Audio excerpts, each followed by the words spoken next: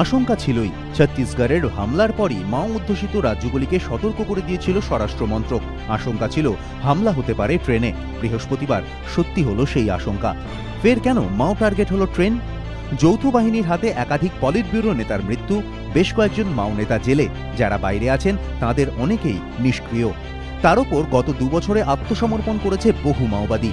বেশ কিছুদিন ধরেই পশ্চিমবঙ্গ, অন্ধ্রপ্রদেশ, এমনকি বিহার বা ওড়িশাতেও অনেকটাই কোণঠাসা মাওবাদীরা। এই অবস্থায় প্রথমে ছত্তিশগড় আর তার কয়েকদিনের মধ্যেই বিহারের হামলা। কেন্দ্রীয় স্বরাষ্ট্র প্রতিমন্ত্রী RPN সিংহের দাবি, উপস্থিতি জানান দিতেই নতুন করে হামলা চালাচ্ছে মাওবাদীরা। देखिए, अब नक्सल अभी क्योंकि वहां हमने BSF हमारी पहली प्राथमिकता है कि वहां हुआ है, पर हम ये समझ सकते हैं कि वो लूटने के कारण से ही ट्रेन को रोका होगा। वो जो एम्यूनिशन और आर्म्स जो RPF के जवान लेके चलते हैं, उन्हीं के लिए रोकने के लिए उन्होंने ट्रेन पे हमला बोला होगा। ছত্তিশগড়ের সুকমায় হামলা লক্ষ্য ছিলেন রাজনৈতিক নেতারা। গাড়ির কনভয় ঘিরে হামলা চালায় 100 জনেরও বেশি মাওবাদী। তাদের মধ্যে অধিকাংশই মহিলা। মৃত্যু হয় একাধিক কংগ্রেস নেতার। বৃহস্পতিবারও বিহারের জামুইয়ের কাছে ভাদুই হল্টে একই কায়দায় হামলা চালায় মাওবাদীরা। তবে দিনে দুপুরে ট্রেন আটকে এই ধরনের অভিযান সাম্প্রতিককালে নজিরবিহীন।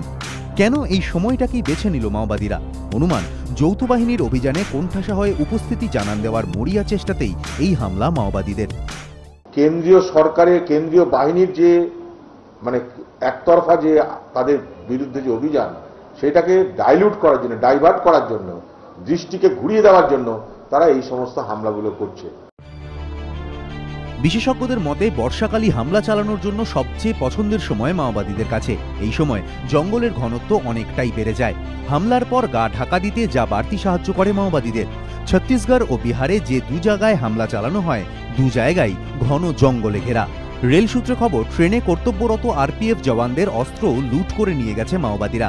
তাহলে কি কোনো বড়সড় নাশকতার ছক কষছে মাওবাদীরা? অনুমান, অস্ত্র মজুত করতেই বৃহস্পতিবারের হামলা।